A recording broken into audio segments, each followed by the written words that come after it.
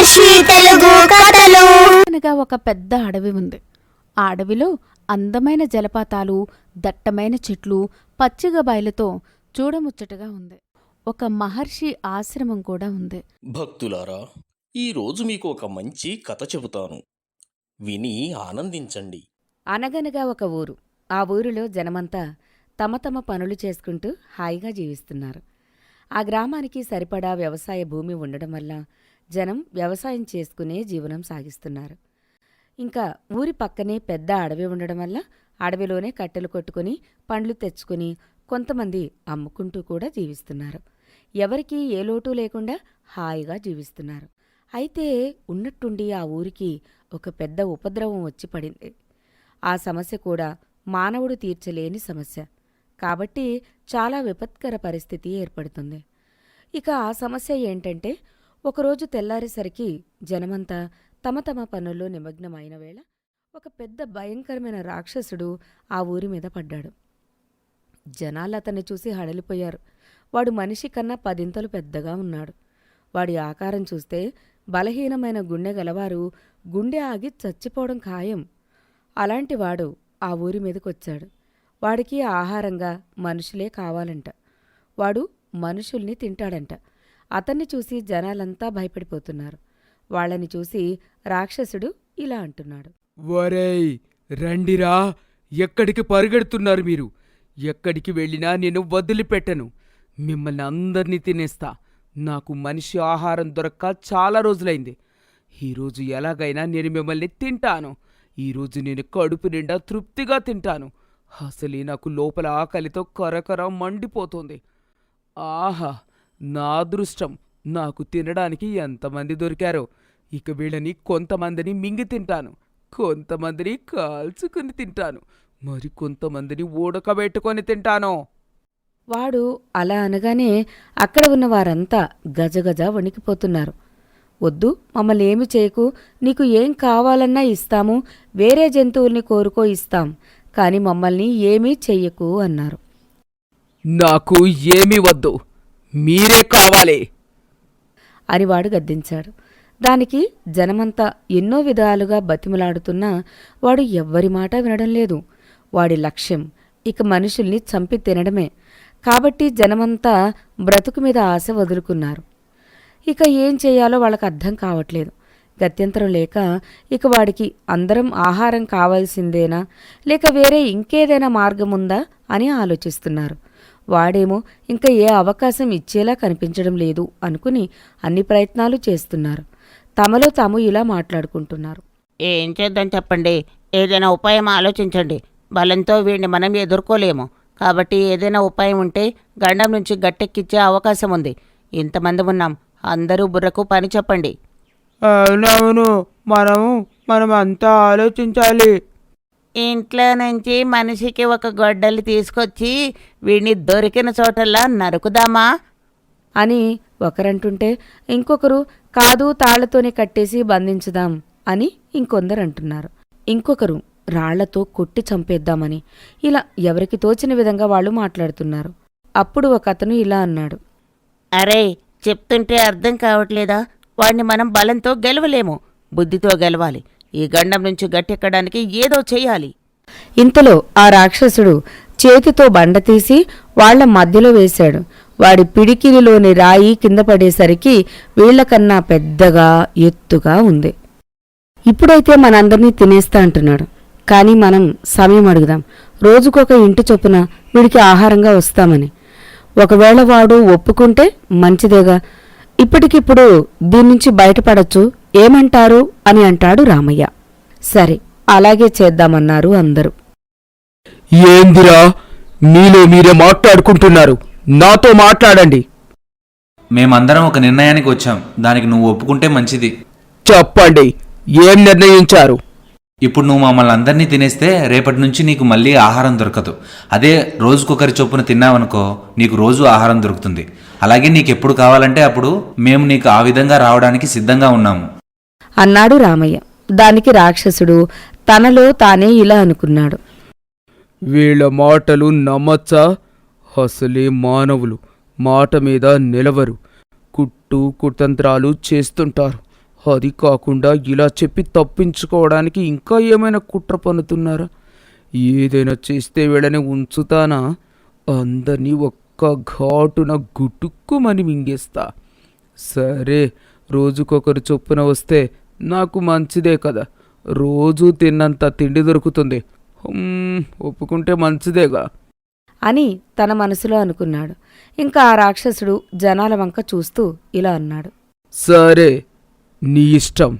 మీ ఇష్ట ప్రకారం రోజుకొకరు నాకు ఆహారంగా కావాలి. కాదని ఎవడైనా వేధవ వేషాలు వేశాడో నా పంటి కింద పడేసి తుక్కు తుక్కు నమిలేస్తా.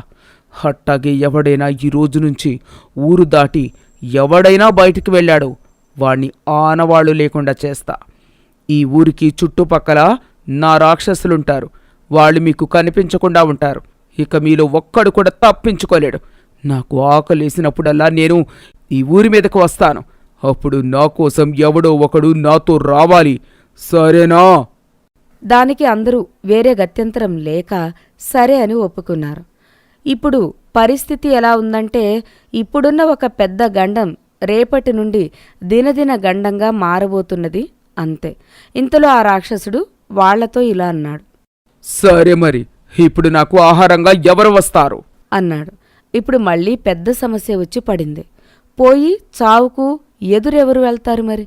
ఇంతలో రామయ్య ఇలా అన్నాడు. ఇప్పుడు కాదు, రేపు వస్తాం. ఎవరు రావాలో నిర్ణయించుకొని వస్తాం. నా ఆహారాన్ని నిర్ణయించడానికి మీరెవర్రా? నేనే నిర్ణయిస్తాను. ఉండండి అంటూ అక్కడున్న వాళ్ళందరినీ ఒక్కసారిగా చూశాడు. మనం కదా మేకల సంతకు వెళ్ళి బలంగా ఉన్న దాన్ని ఏరుకున్నట్టు వాడు ఎవరు బలిసి ఉన్నారా అని చూస్తున్నట్టున్నాడు. ఇక వాళ్లలో అంతో ఇంతో బలిసి ఉన్నట్టుగా వాడికి కోటయ్య కనిపించాడు. ఎందుకంటే కోటయ్యకి తిండంటే ఇష్టం కదా. అలా తినేసి ఇలా తయారయ్యాడు. మరి రాక్షసుడు వాడి చేతిని కోటయ్యకేసి చూపిస్తూ అన్నాడు. వాడు నాకు కావాలి అన్నాడు. కోటయ్య గజగజ వణికిపోయాడు. అందుకు రామయ్య సరే పంపిస్తామన్నాడు. అప్పుడు రాక్షసుడు ఇంకా ఇలా అన్నాడు. ఇప్పటి నుంచి మీరందరూ బాగా ఆహారం తిని బలవండి. అసలే నాది పెద్ద కడుపు. తినేందుకు సరిపోవాలి కదా మరి. అందుకే బాగా తిని మాంసం పెంచుకోడే. రేపటిలోగా నా ఆహారం నా దగ్గరికి రావాలి. సరే, నేను వెళ్తున్నాను అని ఆ రాక్షసుడు అక్కడి నుంచి వెళ్ళిపోయాడు. జనాలు హమ్మయ్య అని ఊపిరి పీల్చుకున్నారు. ఇంతకుముందు ఊరంతా ఉన్న గండం ఇప్పుడు కోటయ్య ఒక్కడి మీదకొచ్చింది. కోటయ్య చాలా భయపడుతున్నాడు. రేపు చావు వస్తుందంటే ఎవరికైనా భయమే కదా. అలా కోటయ్య భయపడుతూనే ఇంటికి వెళ్ళాడు.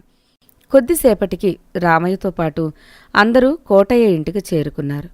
కోటయ్య ఇంటి ముందున్నారు. ఇక రామయ్య ఇలా అన్నాడు. ఇందాక ఊరికున్న పెద్ద ఉపద్రవం నుంచి మనమందరం బయటపడ్డాం.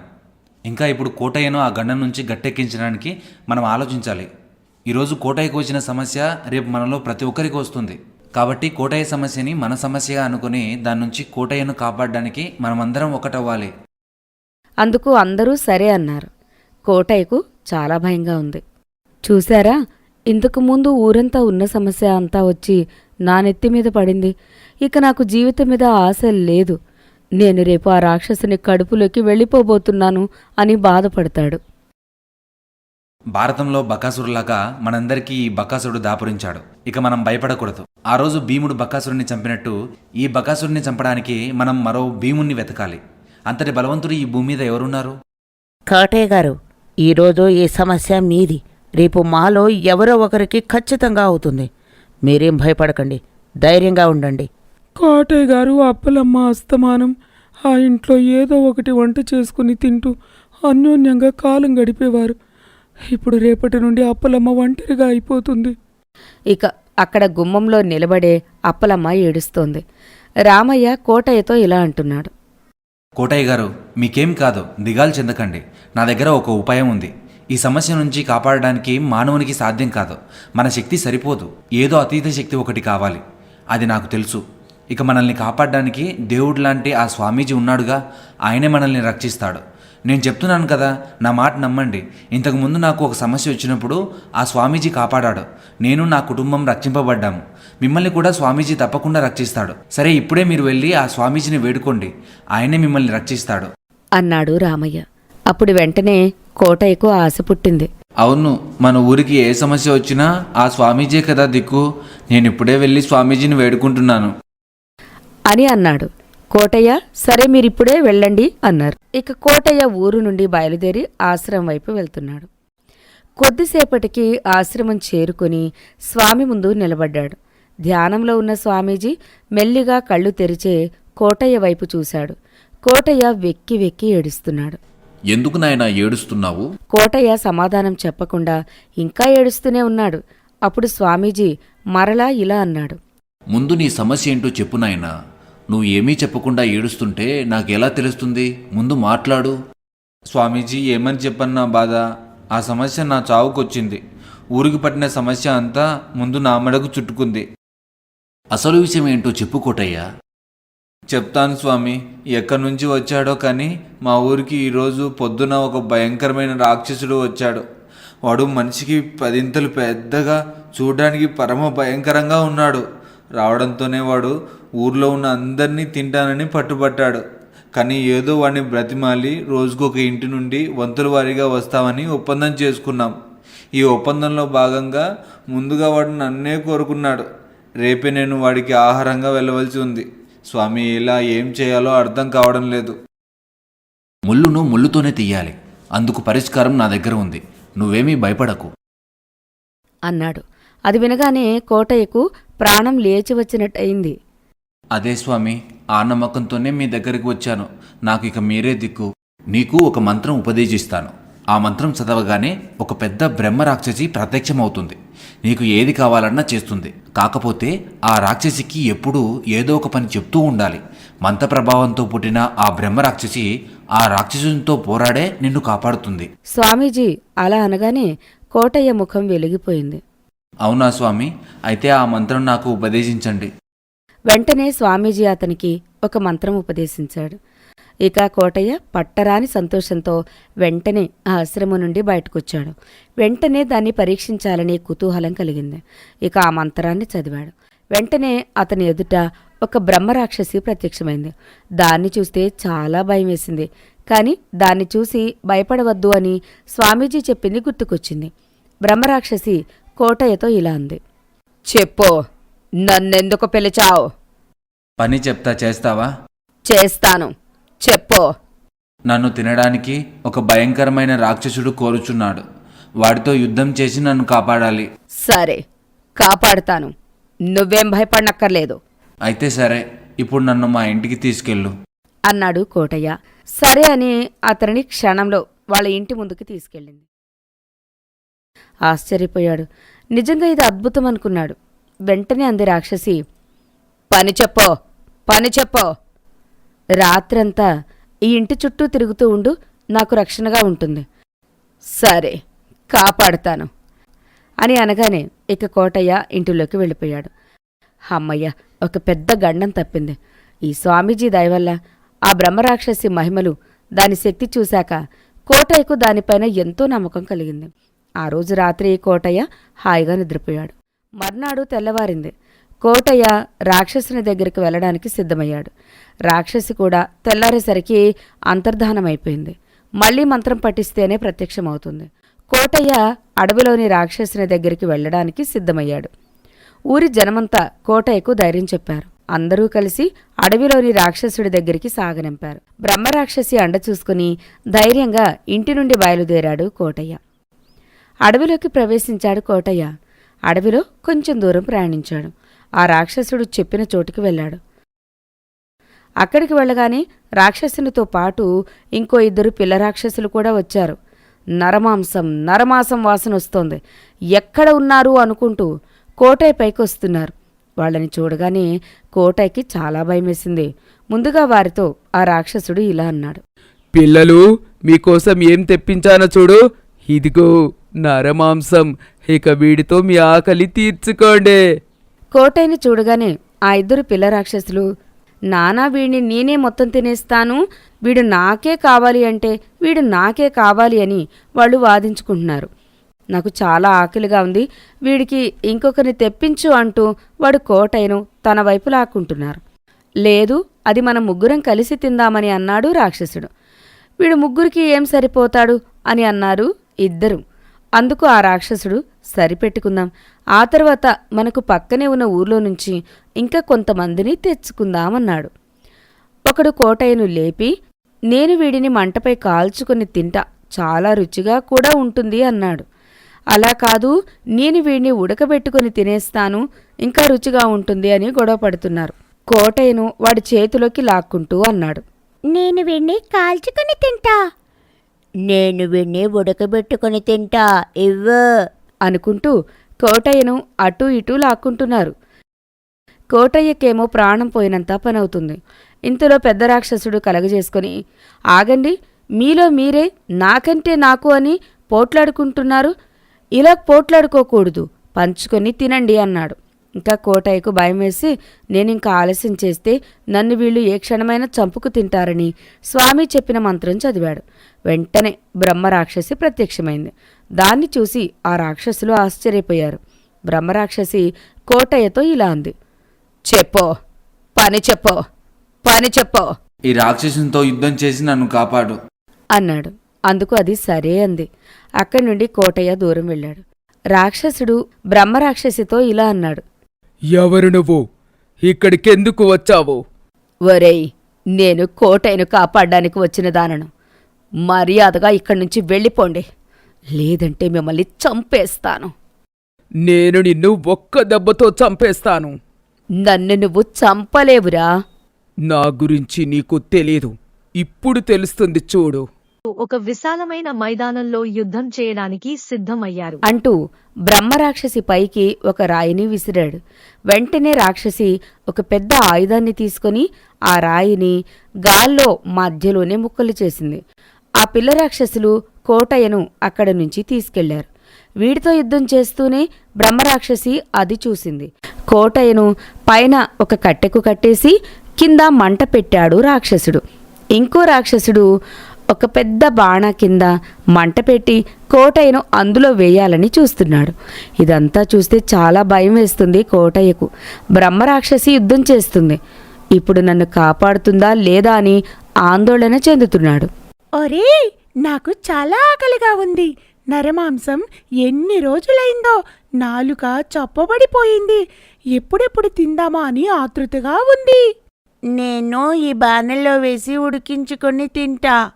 అలా నాకు ఇష్టం ఉండదు, నిన్ను కాల్చుకొని తినాల్సిందే. నాకు కూడా అలా చేయడం ఇష్టం ఉండదు, ఉడకబెట్టుకునే తింటాను అంటూ వాదన చేసుకుంటుంటే కోటయ్యకు ప్రాణం పోతున్నట్టుగా ఉంది.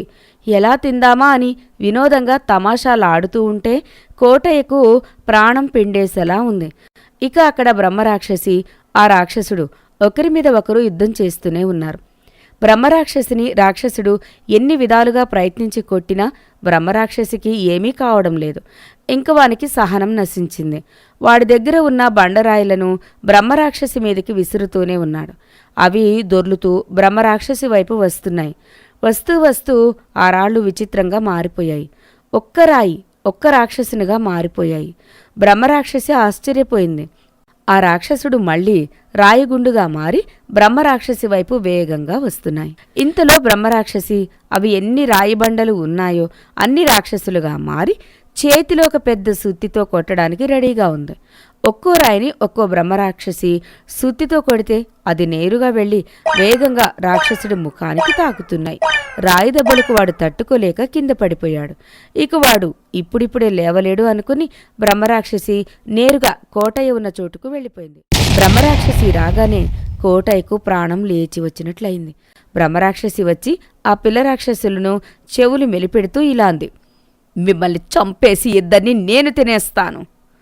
వామ్మో, అంత పని చేయకు, నువ్వేం చేయమంటే అది చేస్తామన్నారు. అందుకు బ్రహ్మరాక్షసి అయితే ఇద్దరూ గుంజీలు తీయండి అంది. వాళ్ళు వెంటనే గుంజీలు తీయడం మొదలుపెట్టారు.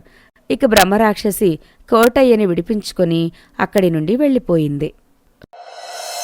మహర్షి తెలుగు కథలు.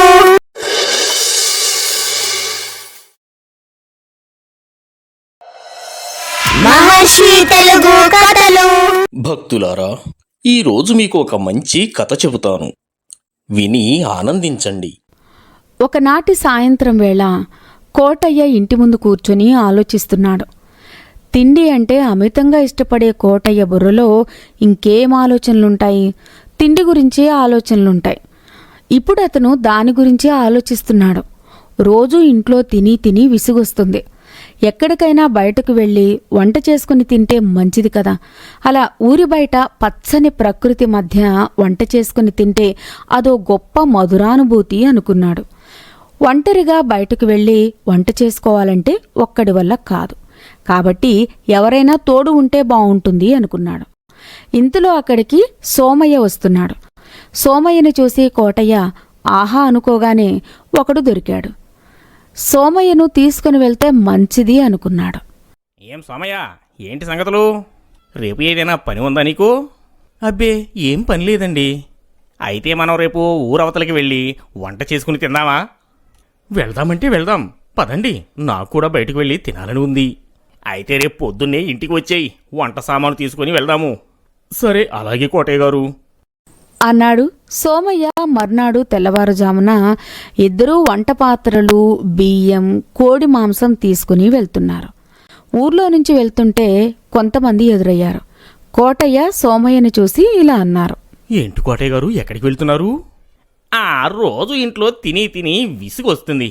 అందుకే ఈరోజు బయటికెళ్ళి అలా వంట చేసుకుని తినొద్దామని వెళ్తున్నాము. వెళ్ళండి వెళ్ళండి, మంచిగా వంట చేసుకుని తిని రండి. కోటయ్య సోమయ్య కొంచెం దూరం వెళ్ళగానే వాళ్ళు తమలో ఇలా మాట్లాడుకుంటున్నారు. ఆ ఇద్దరికీ ఏం పని ఉన్నదని, ఎప్పుడూ తిండి తప్ప వేరే ఆలోచన ఉండదు. ఒకరు తిండిపోతూ మరొకరు సోమరిపోతూ. ఆహా, భలే కుదిరింది స్నేహం అనుకుంటూ నవ్వుకుంటున్నారు. ఇక సోమయ్య కోటయ్య ఊరు దాటి నడుస్తున్నారు. ఊరవతల చెట్ల మధ్యలో పచ్చిక బయలుతో కూడిన మంచి ప్రదేశం చూసుకున్నారు. ఇక వంట చేయడానికి కట్టెలు, పొయ్యికి అవసరమైన బండరాయిలు జమ చేశారు. ఇక వంట చేయడానికి తయారయ్యారు. ఇక అక్కడ భయంకర రాక్షసుడు తన పిల్ల రాక్షసులతో ఉన్నాడు. వాళ్ళు కూడా ఎప్పుడూ తిండి గురించే మాట్లాడుకుంటారు. వాళ్లకు ఇంకేం పని ఉంటుందని. నాన్న, ఈ తిండి తిని విసిగొస్తుంది. ఎప్పుడో ఈ జంతువులేనా? జింకలు, కుందేలు, దుప్పులు, పందులు తిని ముఖం చాటేసినట్లయింది. అవునవునురా, నాకు కూడా అలాగే ఉంది. ఏ పులి, సింహము దొరికితే బాగుండు. వాటి రుచి చాలా బాగుంటుంది. అవును, పులి, సింహం మాంసం భలే ఉంటుంది, కానీ ఎక్కడా దొరకడం లేదు. అవును, అవి తిని ఎన్నో రోజులైంది. చూద్దాం పిల్లలు, మళ్ళీ ఎక్కడైనా దొరుకుతాయా వెతుకుదాం. కానీ నాన్న, మనిషి మాంసం ఇంకా చాలా బాగుంటుంది కదా. అవునవును, అన్నిటికన్నా మనిషిదే చాలా రుచిగా ఉంటుంది. సరే పిల్లలు, ఏదో ఒక మాంసం కావాలి కదా ఆకలి తీర్చుకోవడానికి. అలా వెళ్ళి వెతుకుదాం పదండి. అలా రాక్షసులు ఆహారం గురించి వెతకడానికి నడుచుకుంటూ వెళ్తున్నారు. అలా నడుస్తూ వెళ్తుంటే కొద్ది దూరం వెళ్ళేసరికి వాళ్ళు అక్కడ కోటయ్య సోమయ్య వంట చేస్తున్న దగ్గర దాకా వెళ్లారు. అలా దగ్గర దాకా వెళ్ళగానే వాళ్ళకి వంట వాసన రాక్షసుల ముక్కకు తాగింది. ఆ వాసన తగిలేసరికి మైమరచిపోయి ముగ్గురు రాక్షసులు ఆ వాసనకి కింద పడిపోయారు. ఎందుకంటే అటువంటి వాసన ఎప్పుడూ పీల్చలేదు కాబట్టి. కింద పడి రాక్షసులు కొద్దిసేపటికి తేరుకొని మెల్లగా లేచి కూర్చున్నారు. అప్పుడు రాక్షసుడు ఇలా అన్నాడు. ఆహా, ఆ రుచి వాసన నా జీవితంలో ఇప్పటి వరకు చూడలేదు. మొదటిసారి ఆ వాసన మైకం తెప్పిస్తోంది. అవును నాన్న, భలే బాగుంది. మాకు కూడా మొదటిసారి. ఆహా, ఎంత బాగుందో! ఆ వాసన ఎంత బాగుందో! వాసనే అంత బాగుంటే ఇంకా ఎంత బాగుంటుందో! అయితే పదండి పిల్లలు, ఆ వాసన ఎక్కడి నుంచి వస్తుందో చూద్దాం పదండి. ముగ్గురు రాక్షసులు కలిసి ఆ వాసన పసిగడుతూ వెళ్తున్నారు. ఇక ఇక్కడ కోటయ్య వంట అద్భుతంగా చేస్తున్నాడు. కోడికూర అదిరిపోయేలా చేస్తున్నాడు. ఆ వాసనకి రాక్షసులు మయమరచి వెతుకుతున్నారు. ఇక కొద్దిసేపు అయ్యేసరికి వంట మొత్తం సిద్ధమయ్యింది. కోటయ్య సోమయ్య తినడానికి సిద్ధమయ్యారు. కానీ ఆ వాసనకి వెతుక్కుంటూ ఆ రాక్షసులు అక్కడికి రానే వచ్చారు. వచ్చి రాగానే మాంసం, నరమాంసం అంటున్నారు. వాళ్ళని చూసి కోటయ్య సోమయ్య పై ప్రాణం పైనే పోయాయి. ఏమీ చేయలేక అలా చూస్తుండిపోయారు. నాన్న వీళ్ళిద్దరిని తినేద్దామా? ఒరే ఉండరా, మనుషుల్ని జంతువుల్ని తినే విసుగెత్తింది. ఇంతకీ ఆ వాసన ఈ వంట నుంచి వస్తున్నట్టు ఉంది, అది చూద్దాం. సరే సరే, ఆ వాసన బాగుంది. మంచి వాసన మమ్మల్ని మైమరపించింది. మాకు చాలా నచ్చింది. ఇటువంటి వాసన మేము ఎప్పుడూ చూడలేదు. ఇంతకీ ఏం వంట చేశారు? అది అన్నం కోడి కూర చేశాము. అబ్బా, చాలా రుచిగా ఉన్నట్టుంది. ఈ వంట మేము ముగ్గురం మొత్తం తినేస్తాము. రాక్షసుడు అలా అనగానే కోటయ్య, సోమయ్య ఎంతో సంతోషించారు. తమని ఏమీ చేయకుండా వాళ్ళు వండిన ఆహారం కావాలన్నందుకు ఇక రాక్షసులు ఎక్కువసేపు ఉండలేకపోయారు. ఎప్పుడెప్పుడు తిందామా అని ఆరాటపడుతున్నారు. ఇక ఆగలేక ఆ ముగ్గురు రాక్షసులు ఆహారాన్ని తినడం ప్రారంభించారు. కొంచెం నోట్లో వేసుకోగానే వాళ్ళకి మైకం కమ్మింది. మరో ప్రపంచంలో తేలిపోయారు. ఆహా, ఏమి రుచి, ఏమి రుచి అనుకుంటూ తింటున్నారు. ఒళ్ళు మర్చిపోయి చేసిన వంటంతా తినేశారు. అప్పుడు రాక్షసుడు కోటయ్యతో ఇలా అన్నాడు. ఆహారం చాలా బాగుంది. మాకు ఇంకా ఇంకా తినాలనిపిస్తుంది. మీరు ఒక పని చేయండి. మీరు మాతో అడవిలో మా ప్రదేశానికి రండి. మాకు వంట చేసి పెట్టండి. మీరు మమ్మల్ని ఏమైనా చేస్తే? నిజంగా ఏమీ చేయము. మాకు ఈ వంట నచ్చింది. మాకు ఇంకా తినాలనిపిస్తుంది. మేము రాలేము. దయచేసి మమ్మల్ని వదిలిపెట్టండి. కోటయ్య రాక్షసునితో వెళ్ళడానికి ఒప్పుకోకపోయేసరికి వీళ్ళకి ఏదైనా ఆశ చూపిస్తే వస్తారేమో అనుకుని రాక్షసుడు ఇలా అన్నాడు.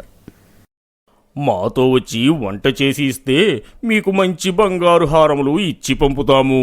మా దగ్గర చాలా బంగారం ఉంది. అలా అనగానే సోమయ్య ఎంతో ఆశపడ్డాడు.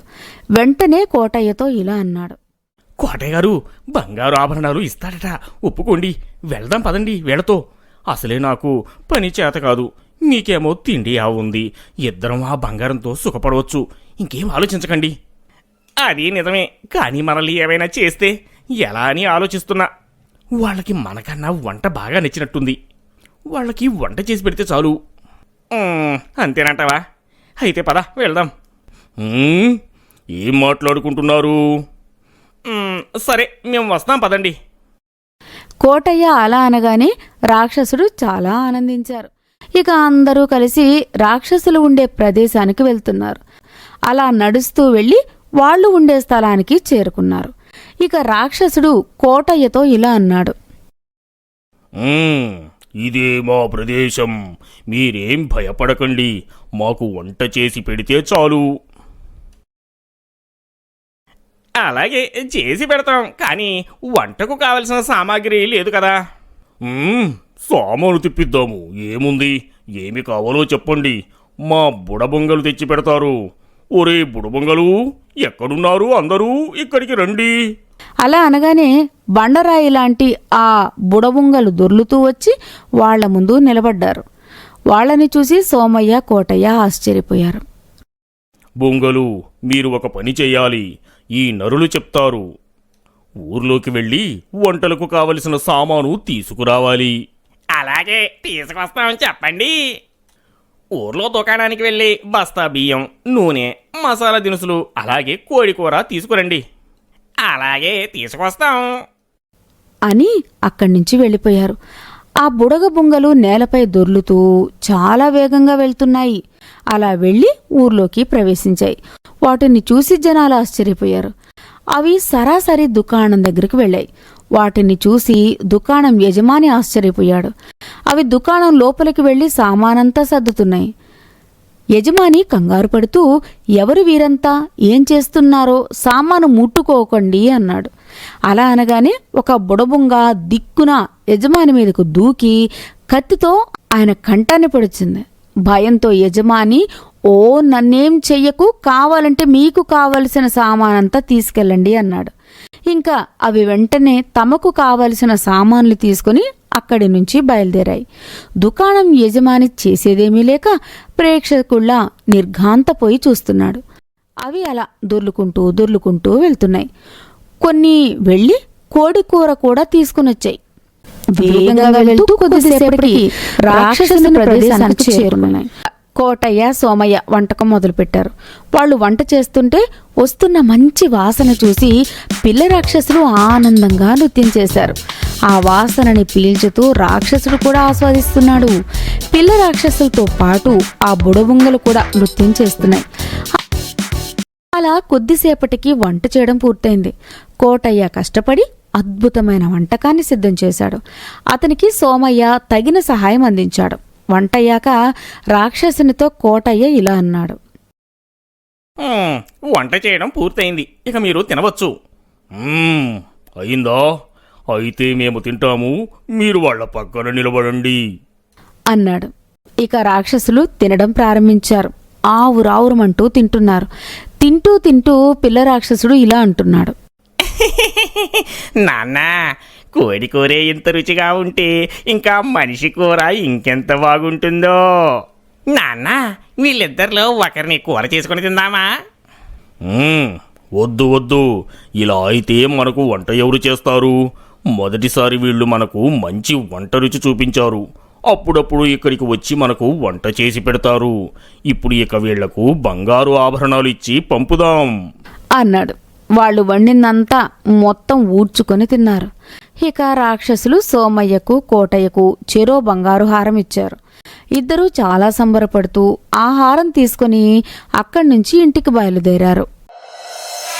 మహర్షి తెలుగు స్టోరీస్. మరిన్ని మంచి కథల కోసం ఇప్పుడే సబ్స్క్రైబ్ చేయండి మన మహర్షి తెలుగు కథలు ఛానల్.